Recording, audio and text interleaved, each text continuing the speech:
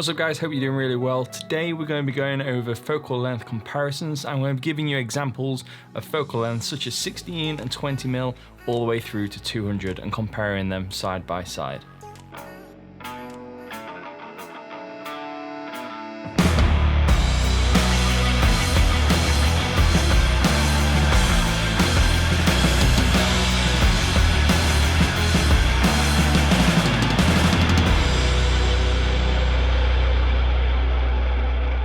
When I first got into photography, my search history on Google and YouTube was, what is the perfect lens for landscapes? What is the perfect lens for portraits? What is the perfect lens for car photography? And I bet I'm not alone when it comes to the questions like that. The thing is, these lens manufacturers never put portrait lens or landscape lens on any of their lenses. And the reason for that is you can use these lenses for literally anything. There's no rule to say that you can't use a 16mm for portraits, and there's no rule to say you can't use a 600mm for landscapes. So why is it that when we do portraits, we see ourselves reaching for something like an 85 or 135? Or when we do landscapes, our go-to is something like a 16 or a 24mm lens. That comes down to two things. The first one being the field of view of the actual lens itself, and the second one will be compression. So to go over the first thing, which is the field of view of a lens, if you wanted to take a photo of something fairly close up to the actual subject, such as the architecture inside of a building, then something really zoomed in like a 200mm won't allow you to achieve that. You'll need something like a 16mm or maybe even wider, like a 12, 14, 10, 8mm maybe. And that allows you to see more of what's actually in front of you.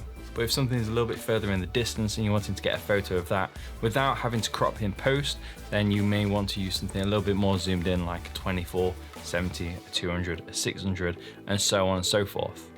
But for those people who only use prime lenses, then they physically have to move closer or further away from the actual subject to be able to take a photo in the correct composition that they want. So why do those photographers choose certain lenses or certain focal lengths to take particular photos? And that is where we come on to compression.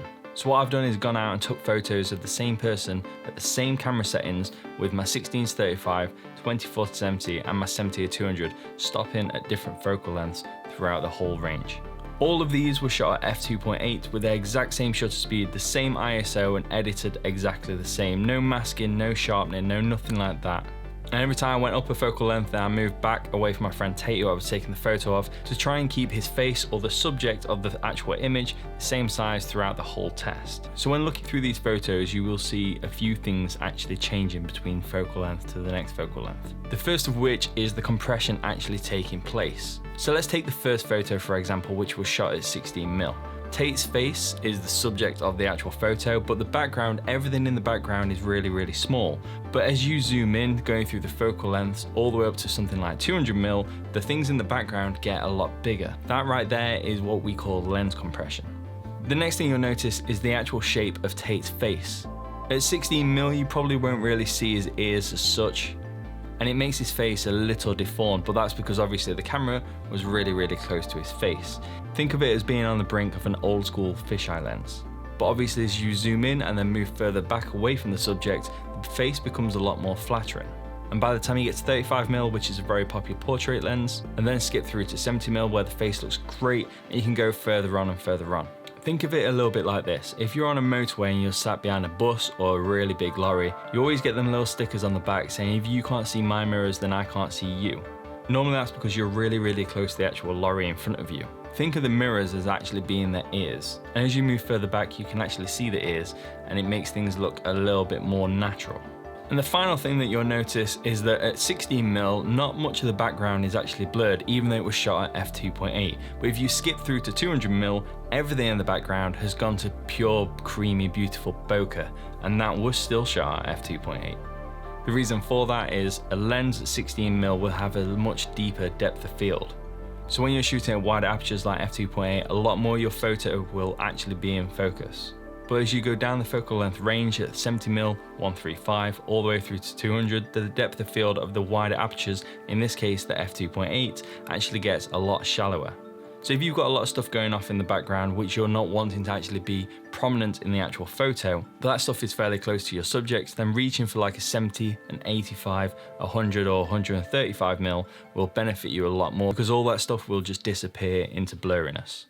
But if you were to shoot at 35mm, the background will still be smaller, but it would most likely be more in focus than shooting at 85 or higher.